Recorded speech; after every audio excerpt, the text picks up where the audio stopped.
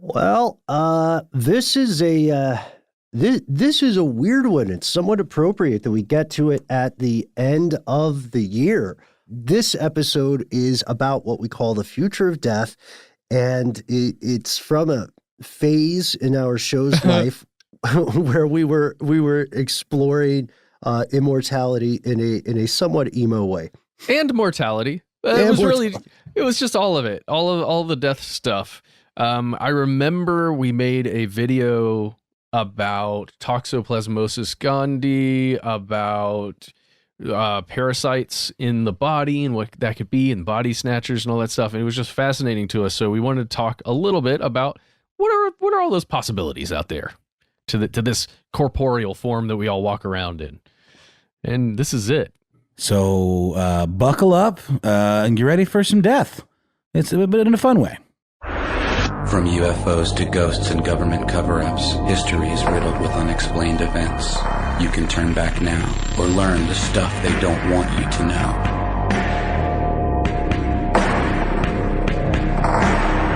Hello, welcome back to the show. My name is Matt. And I'm Ben. And I don't want to die. I'm just going to put that out there, Ben. Cool. I can respect that. Yeah? Yeah. You see where I'm going? I really don't want to die. Yeah, I don't want to die either. There are quite a few people who have quarreled with the idea of death recently in the news. And when I say the idea of death, what I mean specifically is there are quite a few people who have said, immortality may be attainable within our lifetimes. The Guardian, a while back, published a sort of timeline estimation that was very optimistic and said that by 2050, immortality of some sort would be within the grasp of human beings. Man, that is, I just want it to be true.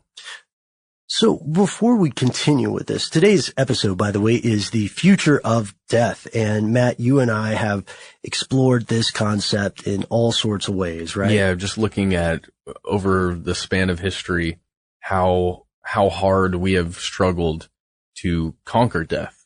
And in so many different ways, we try to conquer death by making, entire religions, belief structures to conquer death. Sure. We're building legacies. Yeah. Oh, yeah. There's so many ways that we've attempted to do it, but so far, at least that we're aware of, no one has been successful. Yeah. At this point, there has not been a single universally accepted account of someone communicating from after death, right?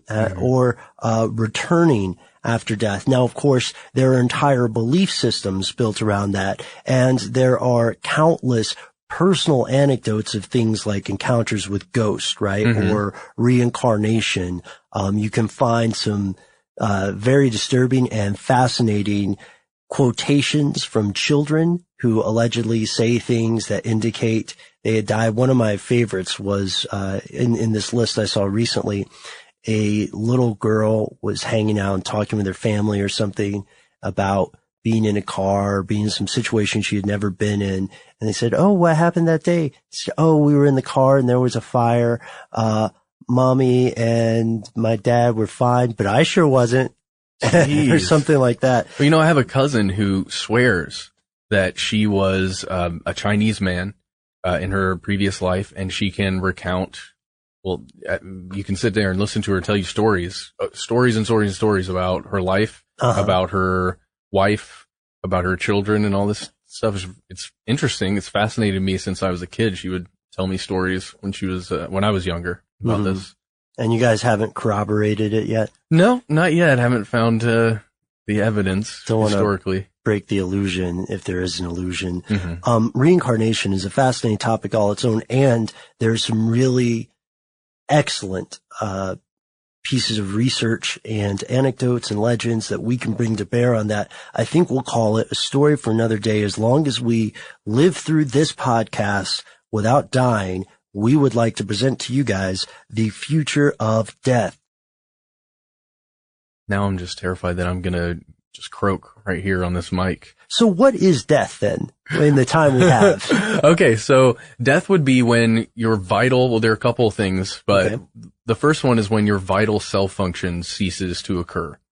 Okay, so like physical death of the body. Yes, absolutely. And that includes physical death of the brain activity when that ceases. Oh, okay. All right. So that would be something where you just sort of become a lump of material. So yes. there's no vital functions, no electrical activity in the brain, no heartbeat, cardiac activity, none of that. Yes. And very soon after that happens, your cells start to break down. Mm-hmm. And you can kind of look at that process to verify that death has occurred. Ah, yes. Okay. So we do have physical proof of what happens to the body after death. There is a second definition of death, which comes to us from Harvard's medical elite, some time ago, a few decades back. And they talked about the concept of brain death. Now, this might be a part, listeners, where you say, hang on, didn't you guys just talk about brain death? Sort of, but here's the big difference. Brain death is maybe recognized as a persistent vegetative state, yes. right? So this means that your body cells are still able to function, usually with some sort of assistance. Yeah, respirator. That's the most common thing you'll see. Right. Someone hooked up to a respirator. But sure, intravenous fluid, stuff like that. But the brain death is called this because there is a cessation of conscious brain activity. So we know a little bit about the brain, we being scientists, such that we know that the forward-facing part of the brain is where a lot of the who am I kind of things occur in your head. And when that stuff stops, we have a whole new definition of death because we have the body, but not the mind. We have the form, but not the function. So we know then that the body, with some assistance, can continue after the end of the observable consciousness. However, we don't know if the reverse is true. And with these two definitions of death, we also know a lot about, to paraphrase Donald Rumsfeld, we know a lot of what we don't know. Yeah. Yeah. Okay. The big question is what happens then after that occurs when our brain when we don't know that we are anymore, like we don't know that we exist anymore. Okay. And our body perhaps is still functioning in some way. But if you took the respirators off, if you took all the machinery away, then the body would probably, in many cases, begin to die. But what happens to you, the person I'm speaking to right now that's hearing this in your ears? What happens to you when you die? And herein lies the biggest question. Perhaps, we've talked about this before, Ben, this is perhaps the biggest question out there. Yeah. This is the great daily double or, final answer situation in human existence, because we know that there are literally thousands, and that's lowballing it, my friend, literally thousands of ideas of what happens post-death. Atheists may say that, of course, there's no real consciousness. That's just sort of an illusion produced by biochemical reactions in our brains. There will be people of various different spiritual bents who say that there is a very specific choice of afterlife, or that the mind is somehow recycled into another person via reincarnation. But the big problem, Ben, is that we currently, and have never to this date, found a way to measure what happens, or to measure consciousness after death, or to measure, there's no way to look at it. You can't look at it with a microscope. You can't look at it with any kind of imaging. If there is something that persists after death outside of the physical body, we haven't found a way yet, at least. Yeah, that's a very good point. Being unable to really measure, quantify consciousness independent of a physical medium, we don't have the tools to figure out what we're trying to measure. If we assume then that consciousness, as we understand it, is some sort of energy, then that gets us to a better place, but that doesn't get us yet to a place where we can measure this. Most of the things we know about consciousness that are quantifiable are based on our understanding of the way the conscious mind relates to a physical medium.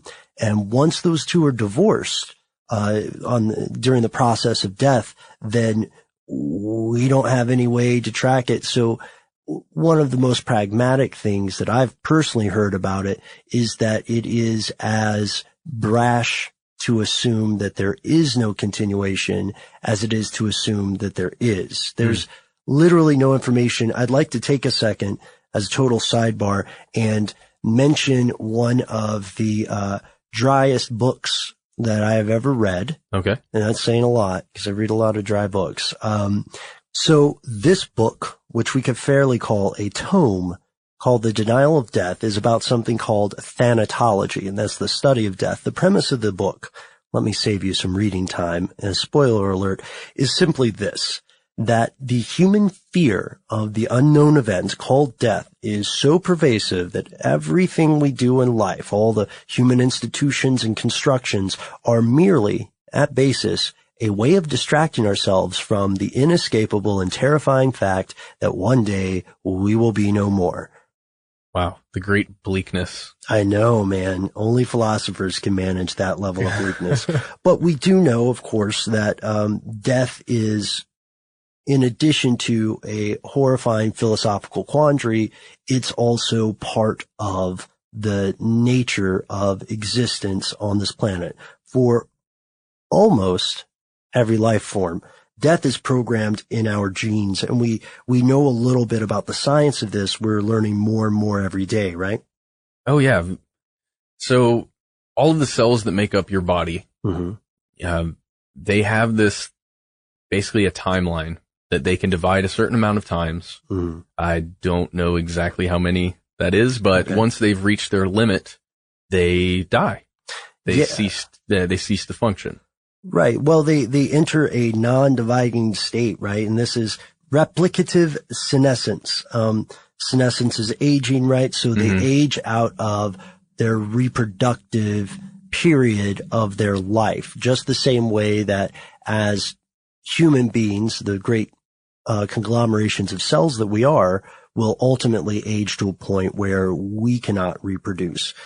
So there's a lot of research currently on something called telomere shortening, which scientists believe may be the molecular clock that triggers this aging. And the idea here is kind of exciting because it makes us think, well, if we could prevent these things from shortening with every cell division, then perhaps we could create a situation in which a cell continually divides. Yeah, or at least elongate it to an extent where we're living at twice as many years as we normally would, maybe 5 times as many years, if not, infinitely, which is in itself a terrifying thought. Immortality is another one of those great curses, and a power and a curse, or mo millennium, mo problems, right? Yes, exactly. So that's a great segue, Matt. So immortality, what the hell is immortality? Well, it's okay. So immortality, Ben, is when either the mind or the body continues on with its vital functions for an indefinite period, which could be, a very long period or just forever. Okay, I see. And then we're verging on some questions that we'll hit up toward the end of this podcast too. So let's stick with the facts at the first part. It sounds like there are different types of immortality from that definition. Number one, let's just address the biggest elephant in the room of this debate, and that is physical immortality. The idea that you could answer the question in that Queen song and say, yes, I want to live forever. Turns out that you wouldn't be the first. There are versions of physical immortality that we have observed in your lifetime, listeners, in Matt's lifetime, in my lifetime. They're real immortals. But as we're going to find out, they don't all have the nice kind of immortality you would want. All of the immortality that we're about to talk about in the physical sense has some pretty hefty strings attached. Yeah, there's a catch. There's a catch. In the case of a little jellyfish called Teratopsis,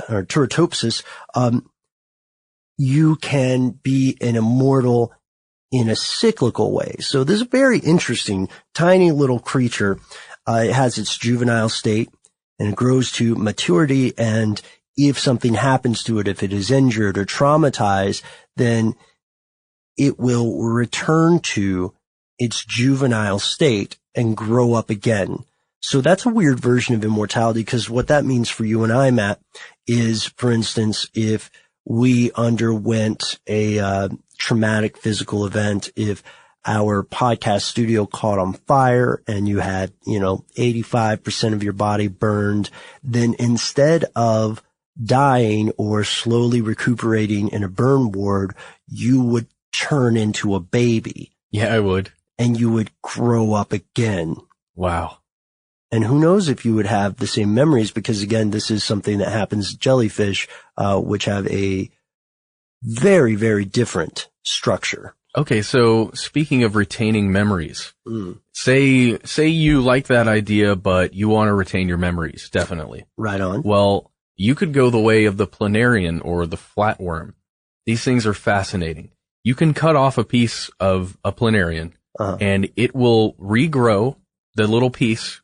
Both of them will regrow, but the little piece will become another flatworm, and it will retain all of the information from the parent, from the part that got chopped off.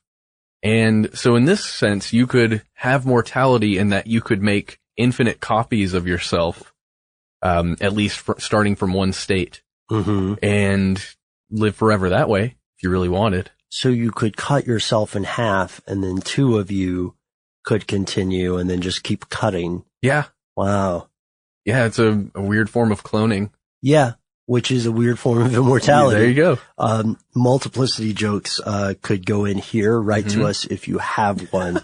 But that is not the end of it. The true frightening fact about physical immortality is that there is a human being who has achieved immortality with an asterisk, and one of the crappiest, most cruel and unfair situations in medical history, really. Her name is Henrietta Lacks, and we did a full episode on her, and I urge you to check it out. It's a fascinating and pretty horrifying story. So Henrietta Lacks had cancer, and when her cancer was discovered, without her knowledge, her treating physicians took some of these cancer cells, and Henrietta Lacks, the human being Henrietta Lacks, passed away. Her cancer cells, now known as HeLa cancer cells, continue today. They're still alive. Yeah. They don't seem to behave the way that human cells should, of course, because they are cancerous cells. But in a very strange way, this is sort of immortality. And not only is this immortality, but if we look at the philosophical ideas of immortality, this is a legacy, because the use of these cells has revolutionized modern medicine. Of course, her estate and her survivors were screwed. There's no other way to put it. As a gross violation of medical ethics. It reminds me in some ways of the gross violations of ethics done by the Japanese and the Nazis, and admittedly the United States at various times in the history of experimentation. Yes, I can't urge you enough to go and watch that video. So here's another thing, Ben. If let's say one of my kidneys is failing. Okay. And I need to get another one, because the other one isn't doing so well either. Okay. And you volunteer to give me your kidney. All right. And the transplant goes swimmingly. Everything seems to be running pretty well. You're doing all right with your one kidney, but then you tragically get in a car accident. Yeah. And you die. Yeah. But your organs still exist inside me, along with your cells that are being reproduced. So am I still in some way alive? I don't know. What do you think? I would say because it's not a brain transplant, I'm not. However, we do know that the concept of organ transplants has caused a huge uproar in a lot of religious circles because there is a question of, the identity of someone. Mm-hmm. Especially for people who have strict laws about what is kosher or what is halal, what is unclean to be put in your body. Could someone from a different religion have that? Interesting. Now, as far as I know, those rulings, the religious council rulings on those sorts of things vary widely, not just across religions, but within denominations or facets of those religions. And we know that would not necessarily be immortality so much as extending a little bit of your lifespan. Yeah, it's similar to the Henrietta Lacks thing where it's the cells, but it is not you. Right. Yeah. Very good point. And of course, none of these methods that we just described, jellyfish, planarian, Henrietta Lacks, even organ transplants, none of these are the ideal version of immortality because most people, when we think about living forever, we picture something kind of along the lines of Dorian Gray. Mm-hmm.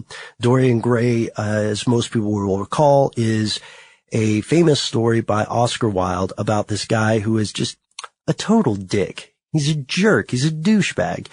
But he never ages. He's never out of shape. He never has to misbehave because he has a magic painting in his attic. And this painting registers the ravages of time, and also the inner evil of his personality as he does increasingly depraved and bad things. But most people picture this sort of in the prime of life, unaging, forever. Well, yeah, that's the dream, I guess. That's the ideal version of immortality. To be young forever mm-hmm. and just do all of the things you've ever wanted to do. Right. And that has to do with not necessarily, it has to do with keeping your body alive forever, but mostly it has to do with keeping your conscious mind alive, to be aware forever that you are something.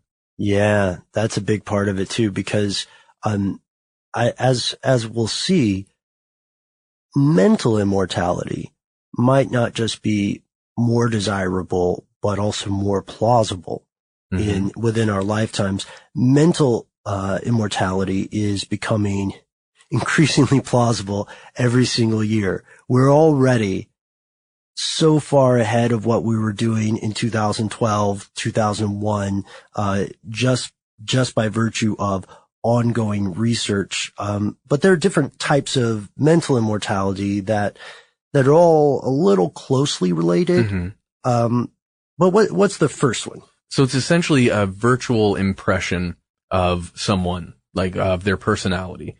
So it's kind of like a really a high definition, high fidelity recording of you that is not you. It's just the way you might act that kind of exists in a cloud or in the cloud mm-hmm. as bits of data somewhere of how you would react to certain things, what you like, your preferences, the way you respond to questions and comments.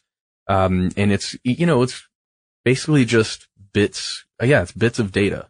Mm-hmm. That is an impersonation of you. Sort of curated. Oh, sure. And one of the big questions is how that would react to unforeseen or new circumstances. So, for instance, if we took the idea of Thomas Jefferson, just okay. For example, mm-hmm. We took Thomas Jefferson, somehow traveled through time, downloaded his brain, made a virtual copy of it, and brought it to this world now. Wow. There's so many concepts that the real Thomas Jefferson would be unaware of. So after having these explained, would this AI, the question then is, would this AI be capable of learning? Interesting. That's taking on new information, yeah. Right. And applying. And if so, how would it apply? Because one thing that a lot of us fail to realize about interaction with learning or with any new information is that it is a two-way street. You know, it can change your external environment, but it also changes you. Like I can't remember the old saying, you know, stare long enough into the abyss, and it's in every horror movie, and it stares back at you. Usually followed by someone saying, I have such wonderful things to show you. Oh, yes. Right? So there's another type, which is a little bit different, but it's very similar. And that's the idea of a distributed network intelligence. And what this would be, instead of a downloading of your brain, this would be a compilation of all your recorded activities. So if you're on Facebook, your Instagram, your online comments, GPS tracking, your text conversations, any video you've ever taken, any video you've ever been on. This would be a compiling program that would mine your recorded actions, activities, and media to extrapolate your likely responses to present day things. So what's startling about that is that data mining is at the point where it is able to predict human activity with, I don't want to say with science fiction level accuracy, but accurate enough that the concept seems doable. Yeah. So that could happen.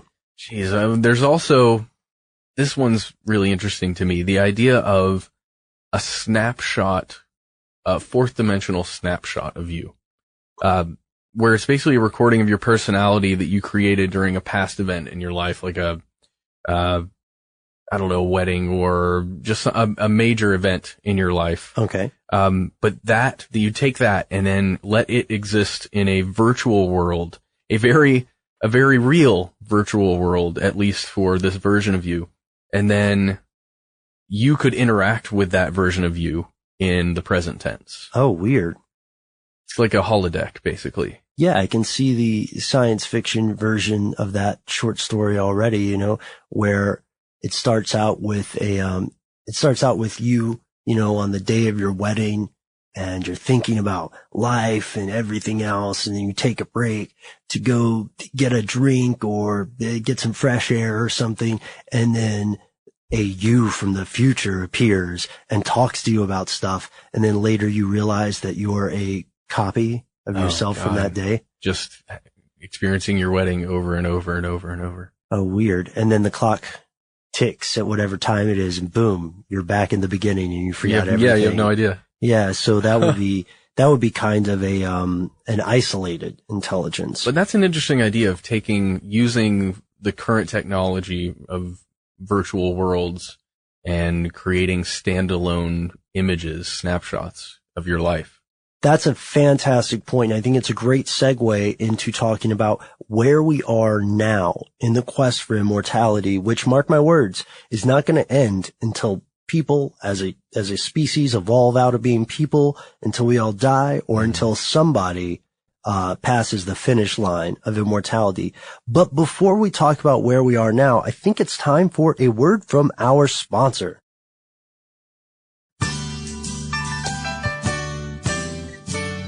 Let's be honest.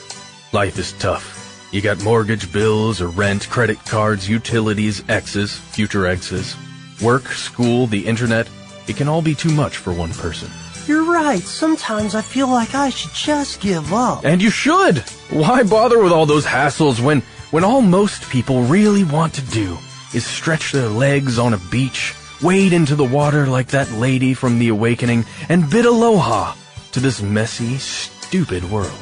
Well, that sounds pretty good, but what about my various hobbies, my internet flame wars, my continuing unreciprocated celebrity crushes, and my half-assed pursuits of all those childhood dreams? Oh, don't worry about those. You can have your mortality cake, and finally, you can eat it too.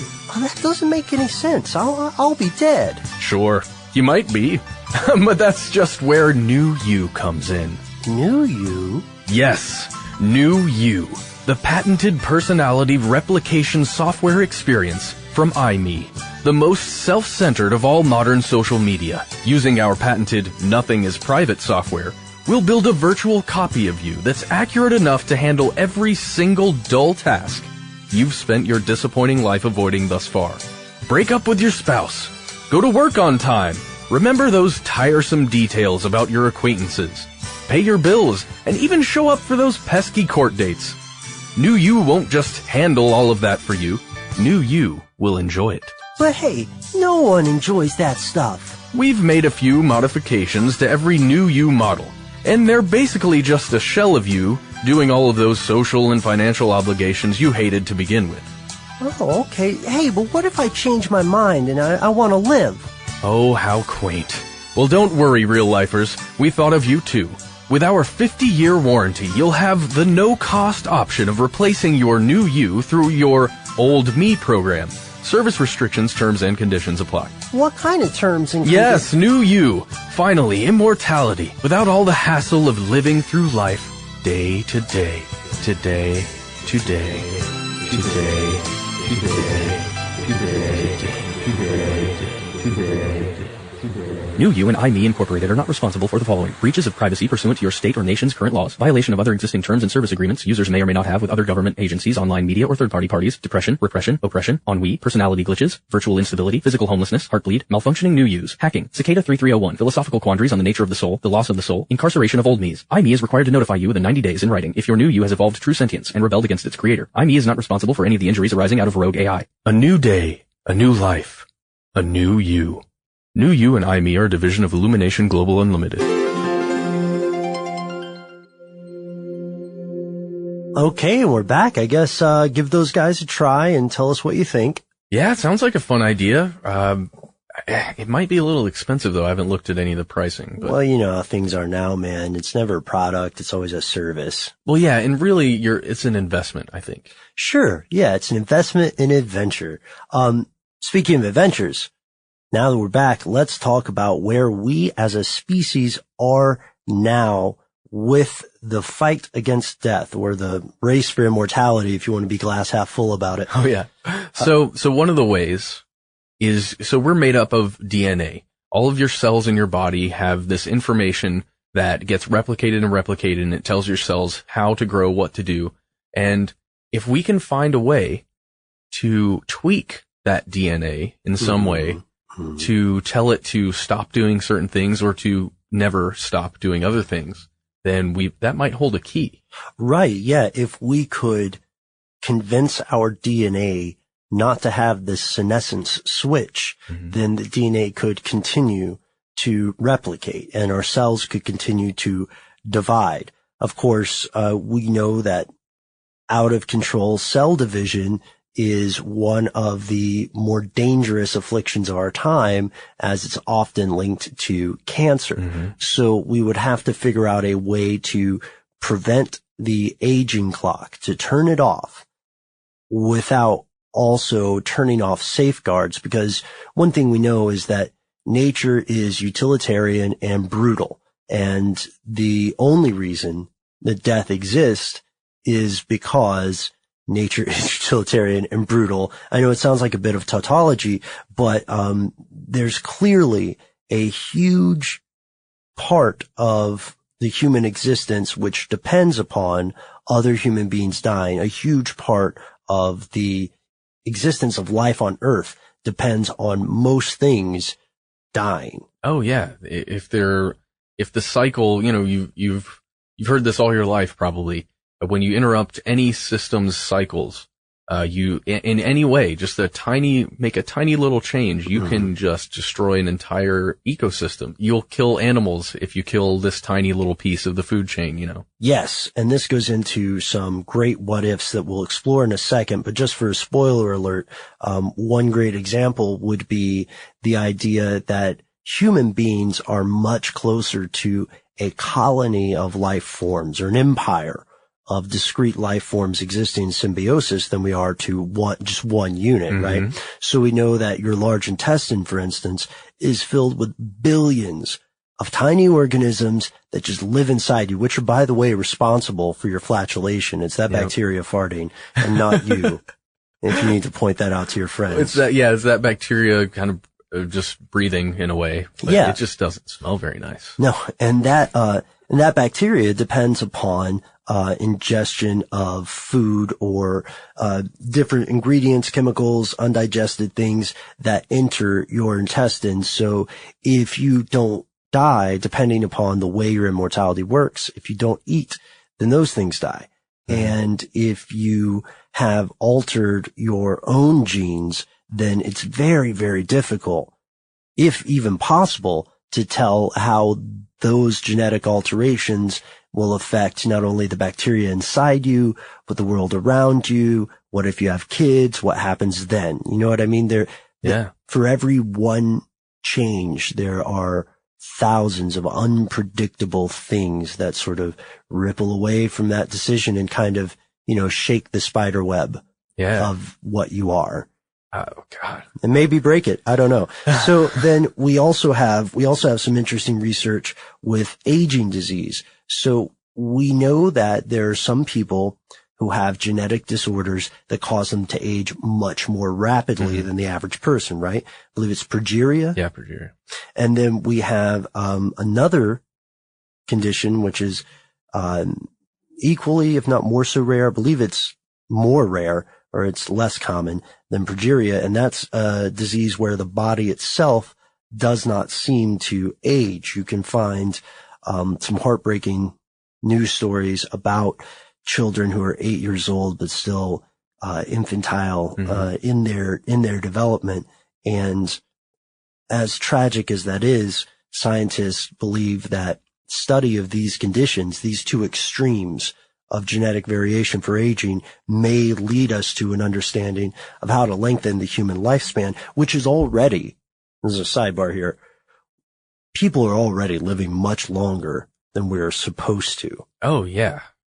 We don't have to deal with a lot of the things that humans at one point in our evolution had to deal with. A lot of the dangers and threats. Yeah, for now. For now.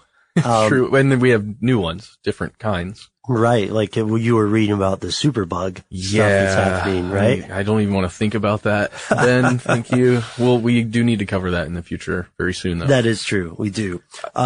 Yeah, but there's a whole other thing about where we are now that is probably the most exciting, definitely the most applicable. Yes. The most promising, I think. And that's artificial intelligence and the way it's been evolving, literally. And play any game, play any video game nowadays. That's the new cutting edge video game. And you can and that's obviously not the only example in video games, but it's one of the applications currently for, the reasons that you want an AI that's very, advanced. And man, the characters can make decisions based on, what time of day it is. And they have, like, if you play, for instance, Skyrim, their characters are designed to do certain things during certain parts of the day because of the system of night and day that's set up inside the game. I mean, just think about how insane that is. And that's just one tiny little example of where AI is going. Sure. They're still crunching variables. Oh yeah, absolutely. Yeah. But just if you look at it from where it once was when you had to program every little thing, now you can essentially give it some parameters and on the rest of the programming you've created in this world, this virtual world, and it just runs. Yeah. And what's going to happen when a program develops with enough complexity, such that we can program in terms of concepts rather than in terms of motions, or zeros and ones. I mean, I'm sure that's what it all goes back to, unless we talk about the superposition of zeros and ones in quantum computing, in which case that gets us to a really weird what if that we can explore. But one thing about AI, we should say when we're talking about artificial intelligence in this way, that we know we are painfully aware of how often this stuff is painted through rose-tinted glasses with pop science and with TED Talks and people like Ray Kurzweil, who I do respect, say things that sound a little bit glossy, high-level versions of the truth. And the truth of the matter is that often when actual scientists make a little bit of progress, or even something as small as learning to ask a question in a different, more productive way, journalists are quick to jump on it. Sure. And say, scientists imply that immortality has happened already. And they're just like, guys, we were having a discussion. Come on. Yeah. You don't have to report that yet. Exactly. And what I think we're learning is that there is a race for AI, and that our definition of what comprises artificial intelligence may change, because we still don't have a very good definition of what intelligence is in humans or animals, right? And so one of the big examples of this that always gets trotted out is the Turing test. And the test to see whether or not you are human, right? That's the idea, or how close, I guess. Right, yeah. So Alan Turing, famous mathematician and hero of World War II, had this test, which named after him.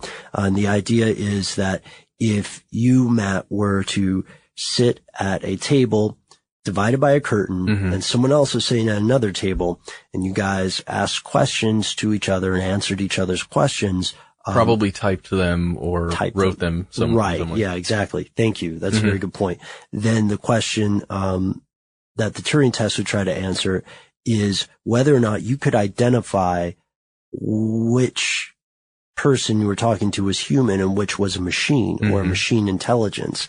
The Turing test also gets into this strangely philosophical dilemma of, if you can't determine if it's human or a robot, then that means that the robot itself must be intelligent, or it has passed this Turing test. Yeah, or at least the equivalent of intelligence to the person who's answering or taking the test. That's oh man, that's pretty interesting, man. Yeah, you've heard of Cleverbot, right? Oh, I go on Cleverbot probably once a month, just to see how it's been changing. When Cleverbot came out, Matt and I used to have conversations with it in the office, which is funny because, of course, Cleverbot will still say wildly inappropriate things. Yeah. And I think you can tell a lot because it's just taking things other people have said to it, right? Yes. So you can learn a lot about Cleverbot because it continually accuses people of being a robot. Oh, yeah, all the time. I love getting in philosophical discussions and I'll just keep grilling Cleverbot if Cleverbot will want to change the subject. I'm just like, oh man, we got to talk about this. This is important. Yeah, I love how it says that sounds like something a robot would say. Yeah. Because Cleverbot is continually giving you the Turing test. Oh yeah, exactly. And well, that's interesting. It shows that we are increasingly arriving at a point where the ability to compare data will become sophisticated enough to appear to be intelligence. I guess one of the big questions that I always think about when I'm writing something is what happens when an internet search program asks its user why it's looking for something rather than what it's looking for. That's a scary thought. Yeah, it is. It'll happen though, I hope. Well, and that gets us to what ifs. Exactly. So the big thing is what happens when we achieve or we find a way to achieve immortality. And you can do it. You just have to talk to the right people. Okay. And it's probably going to cost a boatload of money. It's like that South Park episode with Magic Johnson. Oh, yes. And it turns out that AIDS is solved by money. Yeah. Or is cured by money. It'll be like that, at least for a little while. And when I say a little while, probably a long time. Centuries. Yeah. But what happens? Because only a certain number of people will be able to get access to it just because of how amazing this new technology. And I have a feeling it will definitely be a technology, whether or not it's medical or, more of a technology. Okay. That's yet to be seen, but it will definitely cost you your inheritance if you're a wealthy person. Oh, okay. So that's a cool idea. So if immortality is unequally distributed, we'll be in a situation where the haves have immortality and the rest of the world is left to grow and live and die because F you poor people. Sure. Well, I mean, you just have to look at the current medical situation, healthcare situation on this planet, and how it's distributed. Even in this country, you think about access to medical care. That's true. And the difference between if you're a 20-year-old who has really good medical care and you break your arm in a horrific way, as opposed to someone who doesn't have any medical care, breaks their arm, just the level of care is so disproportionate. Right, yeah. And the United States is its own special case of the problems presented there. But those things can occur even in countries that have legitimate first world healthcare, which, the United States does not. The one of the other things that happens here, which I think is really interesting, is if somebody came up with a technology, let's say a gene therapy that could provide immortality, and they went to the patent office with it, there's a very interesting law that you and I didn't know about for a long time, which surprised both of us, I think, when we learned it. And it's this: there really are secret patents. They're so secret that if you make an invention that will threaten national security or upset the economic status quo past a certain threshold, then the patent office can put a gag order on your patent and a gag order on you. Automatic. Yeah. No way to contest it. And that means for a certain amount of time, you are not even allowed to talk about what happened. So if people say, "Hey, Matt, what happened to that, what happened to that new car you built that just runs on air pollutants?" And, yeah. I honestly don't know what you're talking about, Ben. Yep. Kind of like that. The only reason we know about this is because, some intrepid journalists found a way to count the number of these sorts of classifications that come out. And there are more than you would think. And, of course, it sounds conspiratorial. It is absolutely true. In a lot of these cases, without knowing what has been suppressed, we do know that the technologies that suppressed were probably things that were already being worked on in a government lab somewhere. And a lot of them were probably conceptual. So like a method of figuring out a certain pattern, or a method of organizing data, or a method of transporting things. It's highly unlikely that someone cooked up, fusion power, cold fusion, tried to patent it and got smacked down. It's possible. But that's what happens when there's no transparency. But I have a feeling if someone comes up with a key to immortality like this, tries to patent it so they can, so you can obviously make the gains on this new thing, this new technology, and they get slapped with a patent like that, I have a feeling they could find a way to get it out just with the internet, man.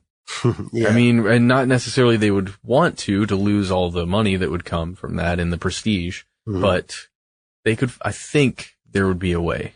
And I think that might stand for most situations now where this kind of patent thing, gag orders are placed. Well, yeah, if the current state of the internet holds, that's a whole different bag of badgers, right? That's exactly what I'm thinking. So another thing that is fascinating to examine when we talk about this sort of stuff is, whether immortality would actually be a threat to national security. And the answer is unequivocally yes. Oh, yeah. Especially if we define national security in the increasingly loose definition of the term as it's used in the modern era.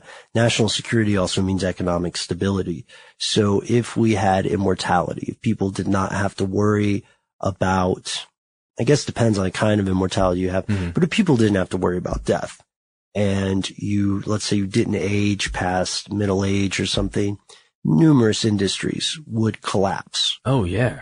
And, if people didn't have to feed themselves, if we didn't have the necessities that we need now, then, the world as we know it economically would be irrelevant. And, it would just have to go through some hard changes. Right. Pretty quickly. And I don't know if that kind of immortality is within people's grasp, at least in our lifetimes, unless we end up being immortal. And then here's the, one of the other ideas for pros and cons. I'll save that till we get to another one. But okay, so we talked about what if immortality is widespread? It brings disastrous consequences, overpopulation, famine, violence, religious clashes, war. Is it a sin to live forever? Ooh, that's a very good question, right? Is it inhumane to live forever? What I think about when we talk about unequal distribution of immortality is the idea of Jonas Salk and polio. Okay. And the idea of pasteurization, the idea of a smallpox vaccine, which, for the record, existed on the African continent for centuries beforehand. And, it got pretend discovered by the West. Yeah. But it's a whole nother conversation. I love it when those little conversations bud off the ends of these podcasts, Ben. Yeah. And the point, that I'm making, I know I'm talking too much here, but the point that I'm making is that if you are listening, you are ever in a position where you can make money off something like immortality, or you can make the world a better place, I hope that you'll choose to make the world a better place. Please? Yeah, of course, it's very easy to say. Yeah. It's very easy to say. And obviously there are huge pros and cons about this. The human brain is obviously not equipped to live forever currently. No. And I hate to imagine a world where we have billions and billions of people over 10,000 years old and all of them have become vegetables, due to the inability to retain information. Yeah. So, with that being said, we are now at one of my favorite parts of the podcast, Matt, where I ask you what you think the future of death is. What do you think about all this? Oh, well, as I said at the very top of this podcast, I, like pretty much every human, most humans don't want to die. And I understand how beautiful it can be to exist in a virtual world, at least to exist there, through a game, or even through movies now. And I really want that to be my future somehow. And I think we're getting to the point where by the time hopefully I won't be this old, but by the time I'm 80, the age, around the age of my grandfather when he passed, I really think that somehow part of me will live on virtually. Somehow. Even if it's just the virtual copy, where it's not really me in any way, I'm not conscious of it, but my entity will exist in the future, for my grandchildren, I think, so they can hold me up and have a conversation with me.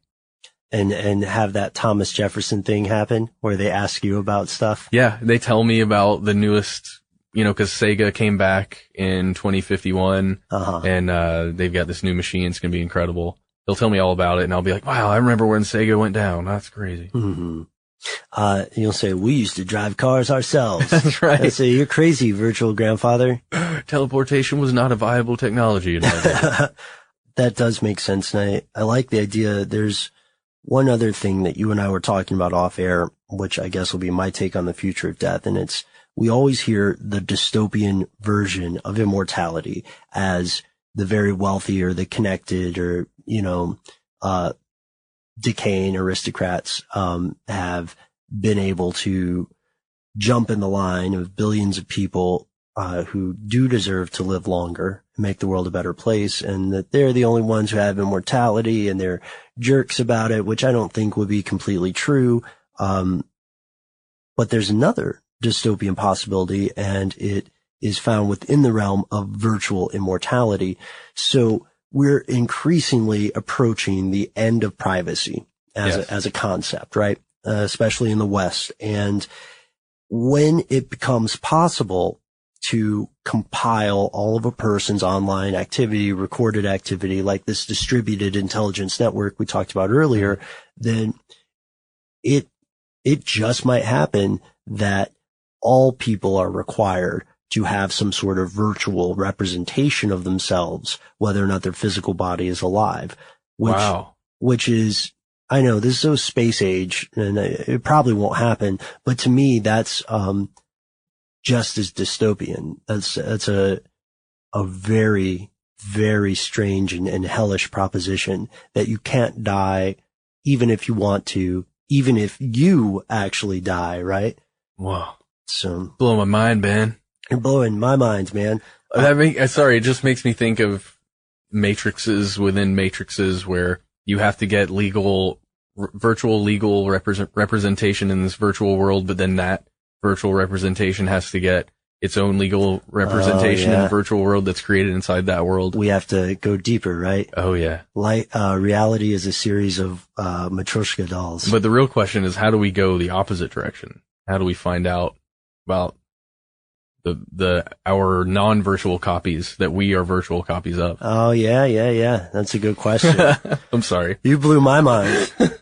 I feel like I'm looking at two mirrors facing each other. You know what I mean? I'm tripped out.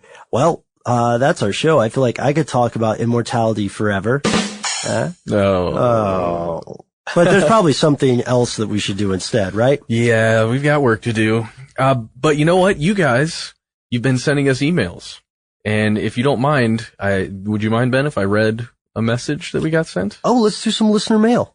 All right.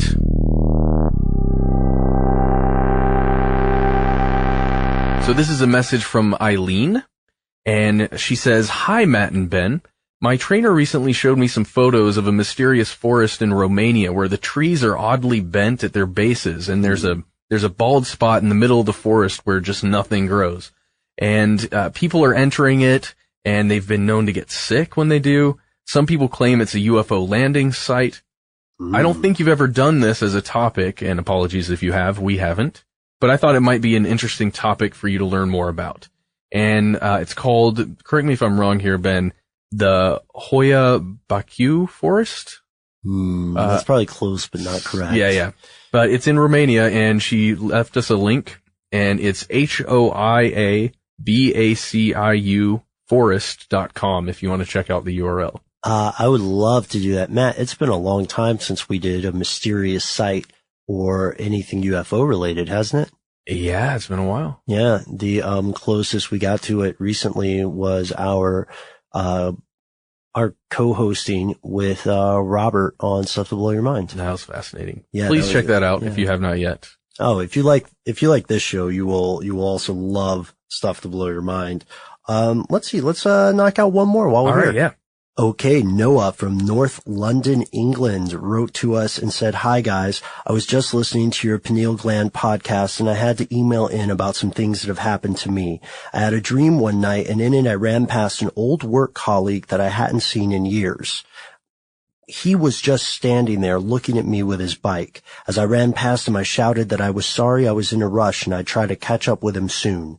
That morning, when I woke up, I went into work and someone told me the same guy had been riding home on his bike drunk and had fallen into a river and drowned.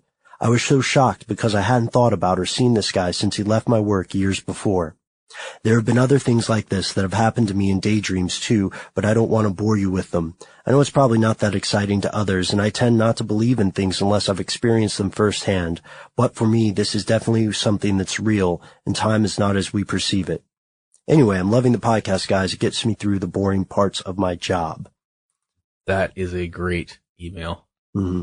Thank you, Noah and Eileen, for writing into us, and thank you, listeners, for listening. We hope that you enjoyed this show. Now, Matt, you and I are a little bit backlogged on responding to listener email, but we are going to do our best to always have a little listener mail on the show from now on, and to write back as we can.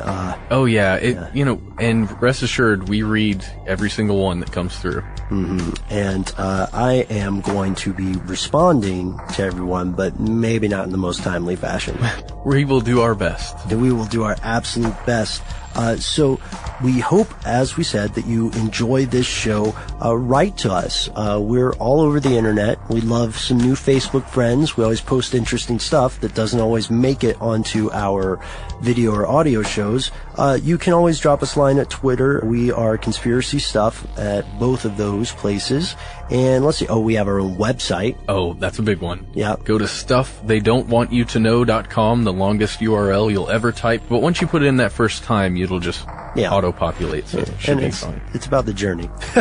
Our URL is so long that we say it's about the journey. Okay. And that's the end of this classic episode. If you have any thoughts or questions about this episode, you can get into contact with us in a number of different ways. One of the best is to give us a call. Our number is 1-833-STDWYTK. If you don't want to do that, you can send us a good old-fashioned email. We are conspiracy@iHeartRadio.com. Stuff They Don't Want You to Know is a production of iHeartRadio. For more podcasts from iHeartRadio, visit the iHeartRadio app, Apple Podcasts, or wherever you listen to your favorite shows.